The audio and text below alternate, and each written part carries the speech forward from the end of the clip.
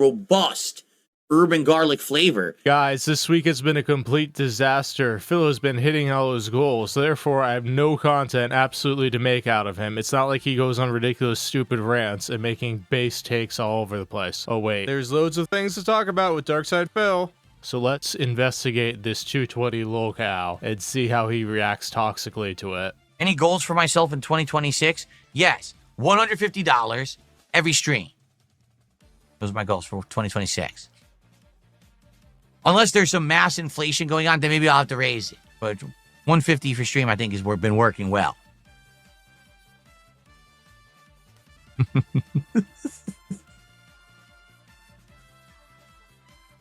Yes, I agree. Spanish food is good. It's not Spanish food, it's Hispanic food.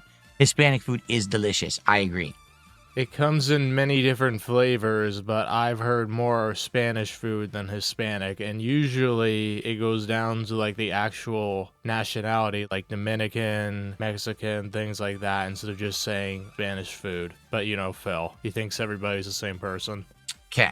I've just received... Okay. I've just received a $50 tip from Lisa Lou. $50 tip from Lisa Lou.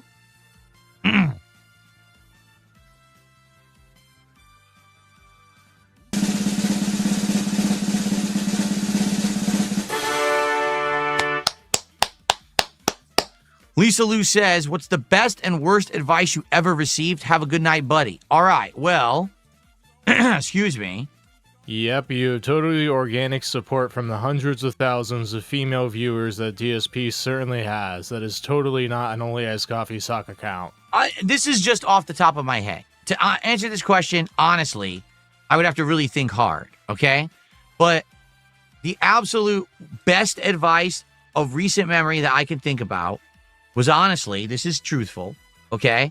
During the time when I had my incident, if you remember, the entire internet knew about it. It became a viral meme overnight.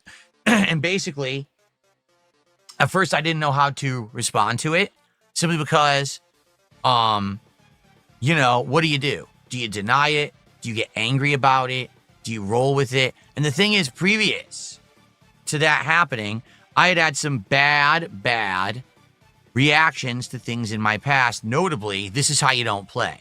If you remember, when This Is How You Don't Play it happened, I basically, instead of rolling with it and laughing at myself and making a joke of it, and maybe even doing some of it myself, which I probably could have been popular for doing. Imagine if I did my own This Is How You Don't Plays, right?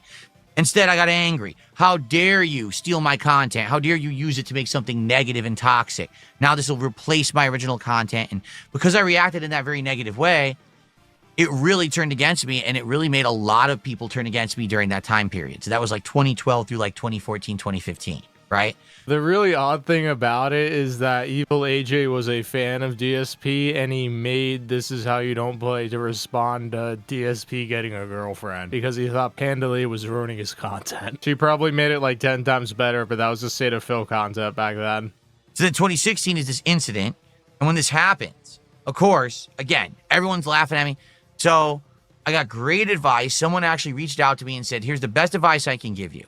You've got to react literally the opposite way that you did to This Is How You Don't Play.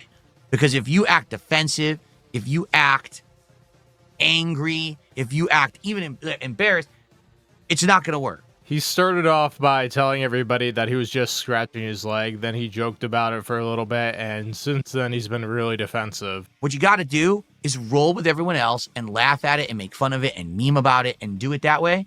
And then basically it won't be a big deal. So I owned it. I changed my avatar on Twitter, which was Twitter back then, to be the Prince Adam face with the sparkles behind and his head's going like this. That was my avatar. I made jokes about it everywhere. You know what I'm saying? Like, I just went everywhere kind of rolling with it.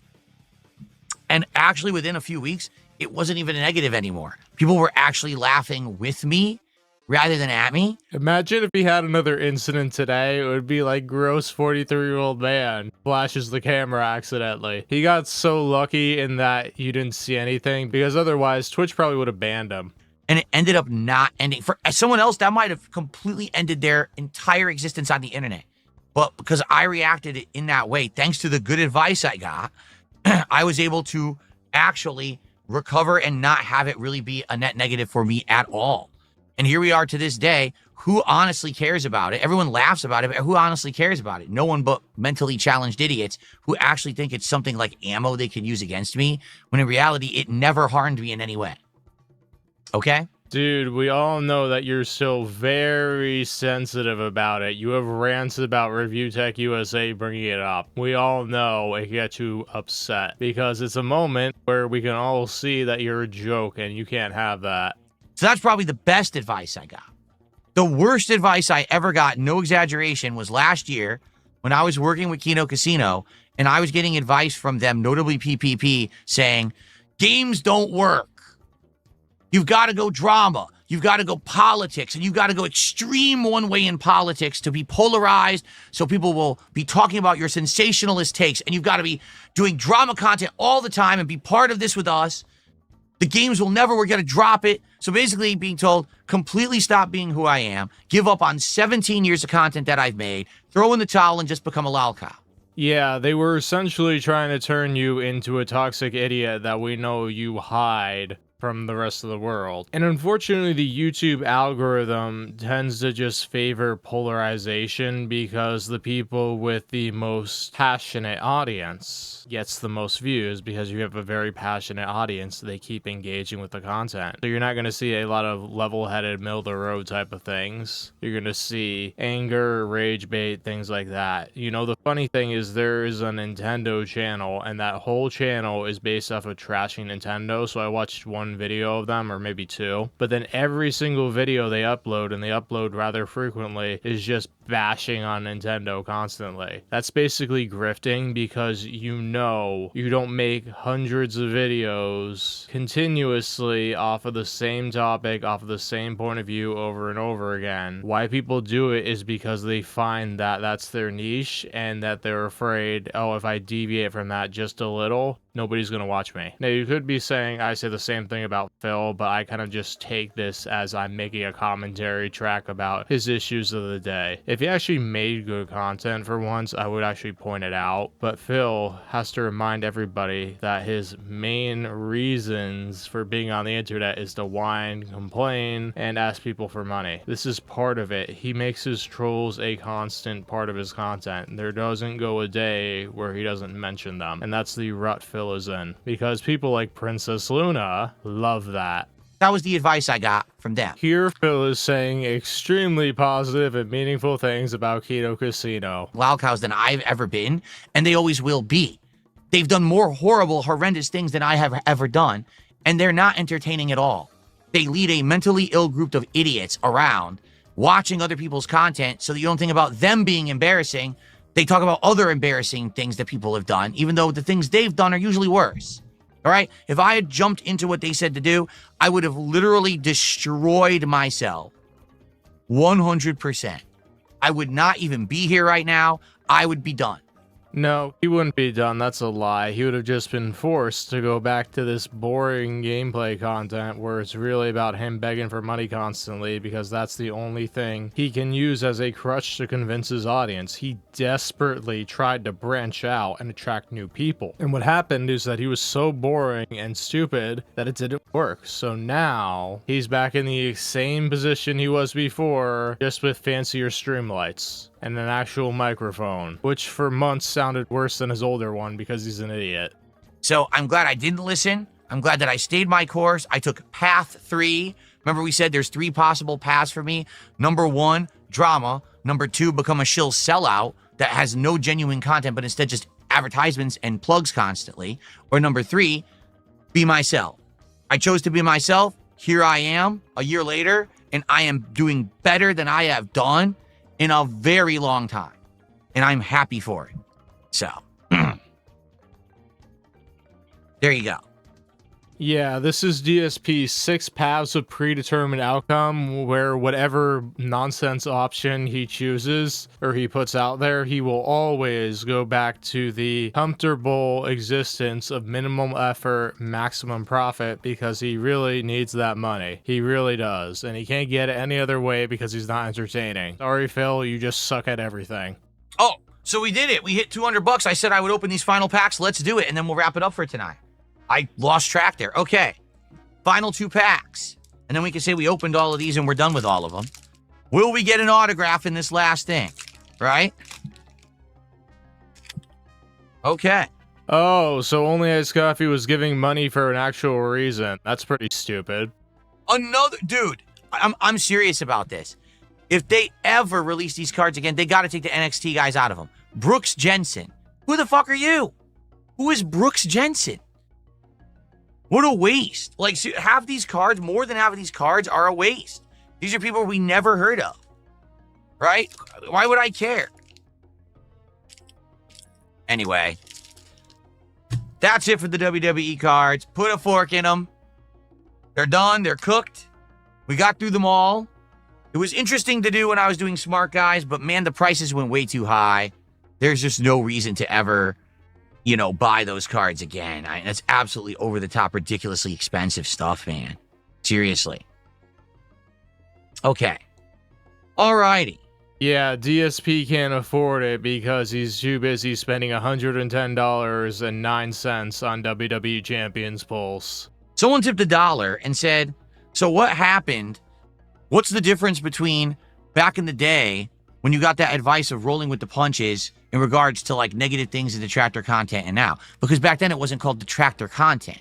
This is how you don't play was literally just taking my gameplay and representing it in a negative way, saying, look, Phil sucks, and laugh at it, right? Phil, that is detractor content. Pointing out your foibles and saying that you're a joke is detractor content. I don't know why you are retconning this, because you've always complained about it. It wasn't necessarily harmful at all, I feel. At least now. Back then I thought, oh, it is harmful because they're stealing my content. People are going to stop watching me. They're going to watch them instead. That is exactly what people are doing to this day, Phil. The ironic part of it is that if they didn't have that option available, they wouldn't watch you at all because you don't leave anything up that people want to see. They want to see highlights. They want to see edited stuff. You just dump the raw footage and say, here, this is a video, even though it's just a live stream. You should just leave the live stream up, which is what you actually did with this Q&A segment, which is pretty funny. But I think in your mind, you're like, okay, this is one segment. I didn't deviate at all. So yeah, you could do that with every stream and you'd be getting more views. Hate to break it to you. But I think that if I had rolled with it in a more positive light, it would have been fine. The detractor content today is not, this is how you don't play. I wouldn't even consider this is how you don't play detractor content.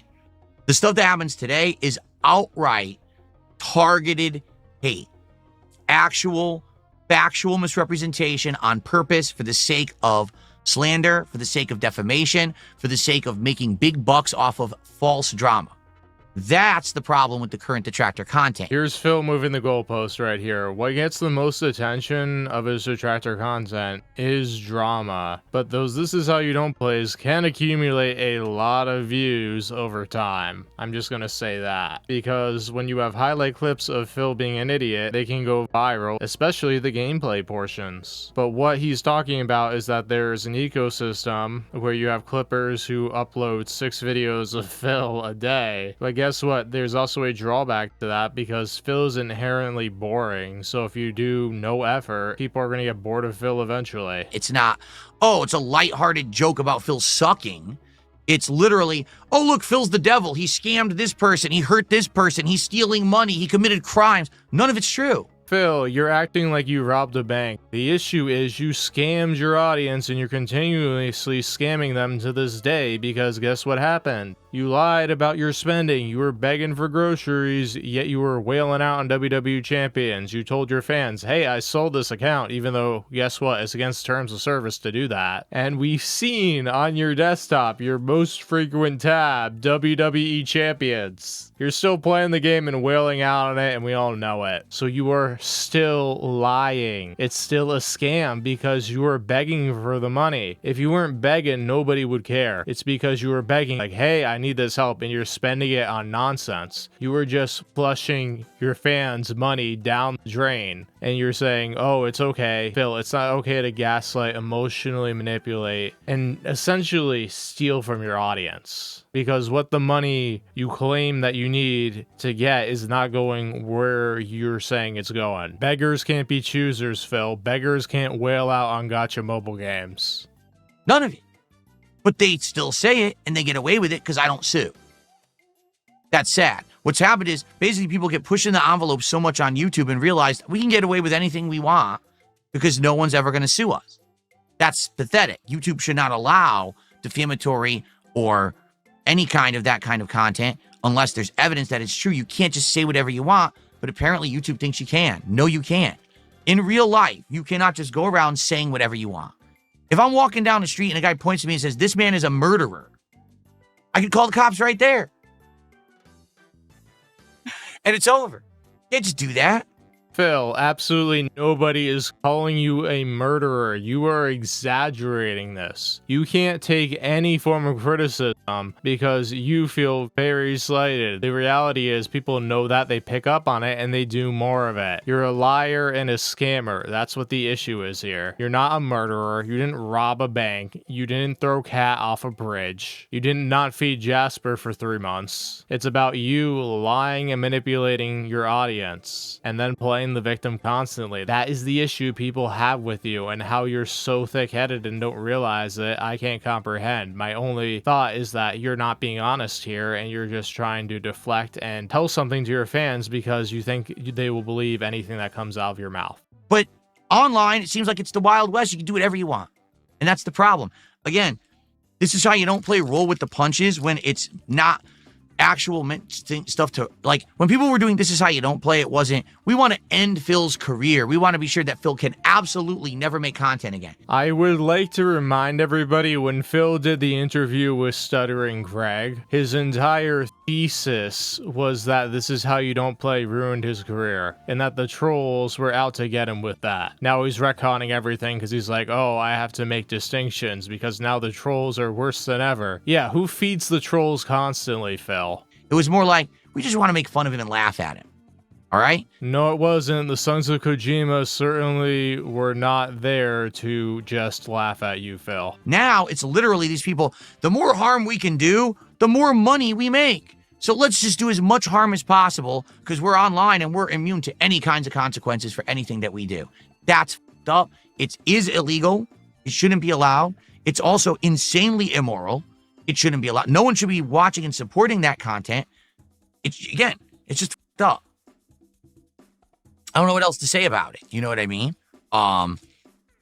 The thing is, I don't stand to benefit at all from the downfall of Darkside Phil. Nobody who is clipping him, nobody who is making daily or weekly videos about him, nobody who is restreaming him stands to benefit at all. All of them would have to either stop what they were doing or pivot to other locales if suddenly DSP couldn't live stream anymore. That's what he's not telling you. He is the center of the Snortex. The Snortex doesn't exist without him stubbornly refusing to quit every single day because he's making bank off of those idiot whales who buy into this. Duty Streams does not benefit if DSP can no longer live stream. I don't care what the clippers tell you. They may say, oh, I want Phil gone, definitely. They don't want Phil gone. But it's different. You're talking completely different kinds of content from back then, you know?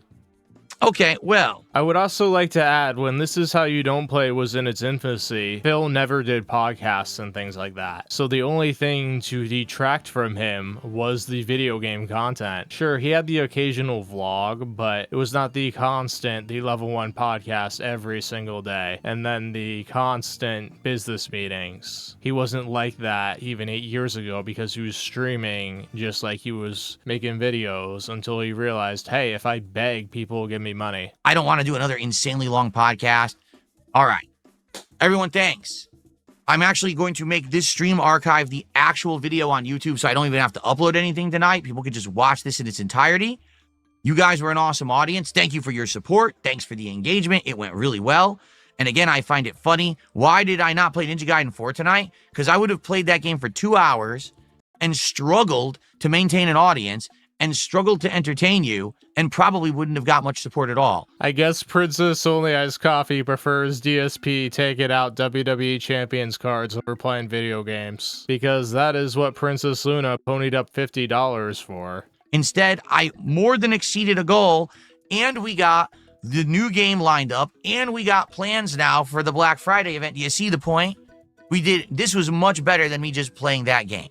So, And that is the one thing Phil and I agree with on that, because I wasn't going to be making content on Ninja Gaiden 4. I wanted the Phil rant, and I got the Phil rant right here because he is a robust 220 man. So I hope you enjoyed this romp down memory lane as DSP retcons everything that happens in the past and say that he's better off than ever, yet somehow things were better in the past, and, you know, a constant stream of contradictions. Alright everybody, thank you for watching. Don't forget to like and subscribe on your way out. This is Robust turning off the station. Alright, so I wanted to add this little addendum because I know this is something that people will ask me about. Yes, if Phil went away, like Thanos snapped out of existence, people would move on to other things. But with a pivot, if they move on to like multiple things or one different locale, like Wings for instance, not everybody is going to follow. So when you pivot your content, there's always going to be people that move and just don't come back. So it leads to some incongruencies. So clip channels that have a significant audience that are just pumping out Phil videos daily don't want that to happen, because a Wings clip, if you've done like 5 years of DSP clipping, it's going to take a while to build back up. Jeff did a $5 tip. He says, I want to hear you say robust bourbon garlic flavor,